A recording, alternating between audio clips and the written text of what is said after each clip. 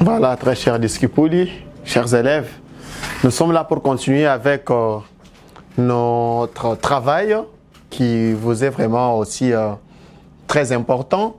Alors, puisque nous avons déjà travaillé jusqu'à la 25e question, nous continuons avec la 26e, 27e, 28e. Et cette fois-là, on va terminer avec la partie des textes, des questions plutôt se rapportant au texte.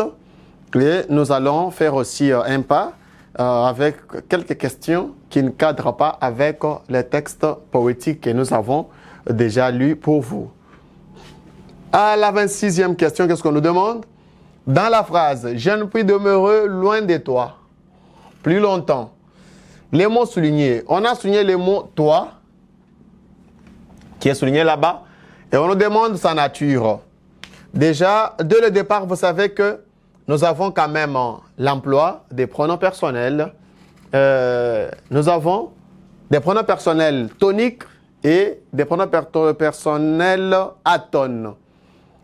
Alors, vous savez déjà dans quel groupe ou quelle catégorie des pronoms on peut situer toi. Alors, avec les assertions, on nous dit d'abord que toi est un adverbe. Non, toi n'est pas un adverbe, puisque toi est en train de remplacer, de mettre en évidence et de remplacer une personne, une deuxième personne. Substantif, non, il n'est pas substantif parce que toi n'est pas un nom, ne dit pas la personne. Pronom personnel, comme je l'ai dit, oui, toi est un pronom personnel.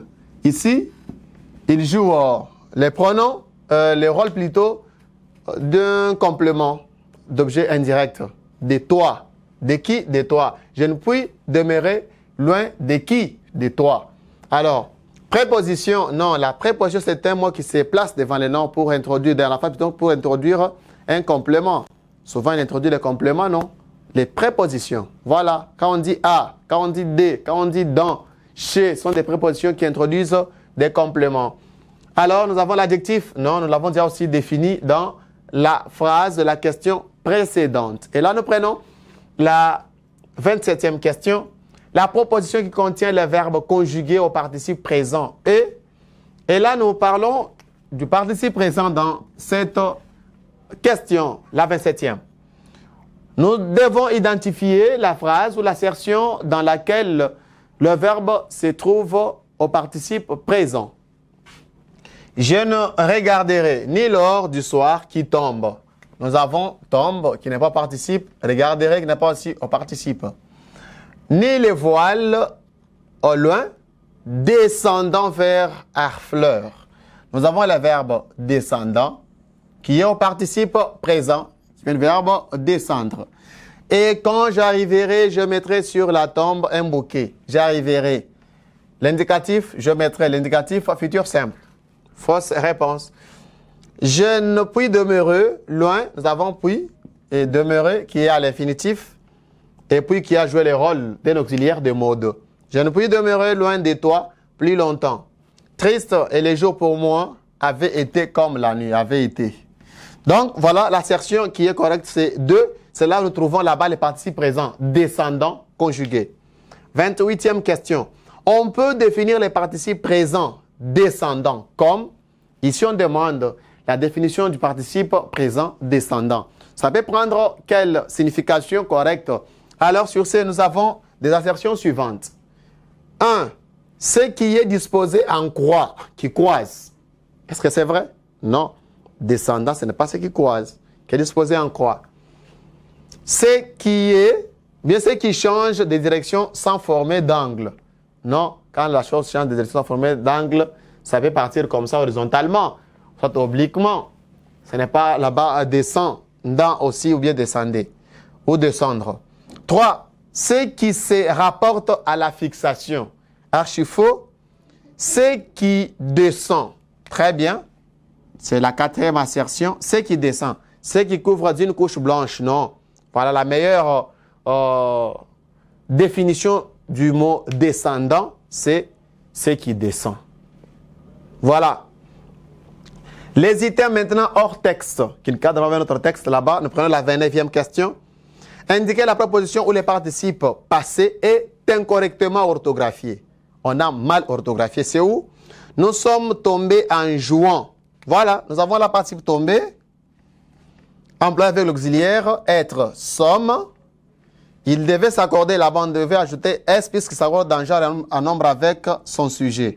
Alors, c'est l'assertion 1. Puisque 2, déjà, les livres des masseurs est déchiré, correctement accordé, puisque nous avons les et du verbe être, directement, les participes est employé avec l'auxiliaire être, il va s'accorder avec les sujets, qui est livre, pas avec sœur, puisque ma sœur, c'est un complément déterminatif.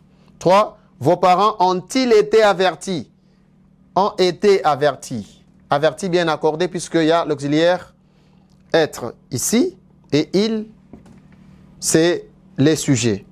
Notre classe est simplement ornée et aérée. Très bien ornée, aérée, très bien accordée avec leur sujet qui est classe, puisque employé avec l'auxiliaire être. Elles sont parties depuis 5 minutes. Parties avec l'auxiliaire être. Sont, sujet, elles, on a ajouté et s puisque elles, féminin, pluriel. Voilà, la meilleure assertion, c'est l'assertion 1 parce que nous sommes tombés, on a oublié de mettre là-bas les S. 30e question, indiquez la phrase qui est à la forme interronégative. Voilà, la fois dernière, nous avions aussi essayé de parler sur la forme interronégative quand même de phrase. Et on a trouvé que l'interronégative, on mélange les deux à la fois, la forme négative ainsi que la forme interrogative. Les deux forment une seule forme de la phrase qu'on appelle la forme interronégative et dont la réponse ne peut être que si. Alors, la première assertion, les enfants rentreront avant la nuit. C'est la forme affirmative. Lui as-tu demandé ce qu'il déchire? La forme interrogative. Chaque pirogue est montée par 5 personnes. Affirmative. Tu veux que je te dise ce que tu penses? Interrogative. Ne me remplaceras-tu pas lorsque je serai parti? Voilà, nous avons n'est pas, qui est la négation. Et nous avons remplaceras-tu avec le point d'interrogation là-bas. On a mélangé des formes. La forme interrogative et la forme négative. Les deux. Ne me remplaceras-tu pas lorsque je serai parti? Et là, c'est la meilleure réponse, c'est l'assertion 5. Et nous prenons la 31e question. L'adjectif possessif est employé dans la phrase. Ici, on parle des adjectifs possessifs et non des pronoms possessifs. Même pas des adjectifs démonstratifs. Donc, on cherche à trouver les adjectifs qui montrent les possesseurs. Un seul ou plusieurs. 1. Cette machette lui sert à couper les bois. Nous avons 7. Ça, c'est un adjectif démonstratif. Mon frère m'a prêté ses jouets. Très bien, nous avons là-bas mon qui est possessif et c'est qui est possessif. Ça, c'est les masculins singuliers. Là-bas, c'est pluriel des deux genres. C'est l'assertion 2. Version d'abord, la troisième assertion. J'ai les miens comme tu as les tiens. Les miens et les tiens sont des pronoms démonstratifs. Alors, nous avons que chacun fasse ce qui lui plaît. Alors ici, nous avons ce qui est le démonstratif. Il avait un cœur rapide dont j'ai senti le battement. Ici, il n'y a même pas un seul adjectif, ni possessif, ni démonstratif.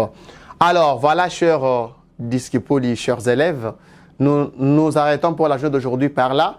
Nous avons aussi travaillé un deuxième carnet. Ces jours-là, on avait travaillé un carnet qui avait 15 questions. Et aujourd'hui, nous avons travaillé un carnet qui avait 16 questions. Et à la prochaine occasion, nous allons continuer cette fois-là aussi avec les questions hors texte. Et nous pourrons directement aussi aborder les questions et entrer à la littérature universelle, la littérature négro-africaine. Au revoir et à la prochaine.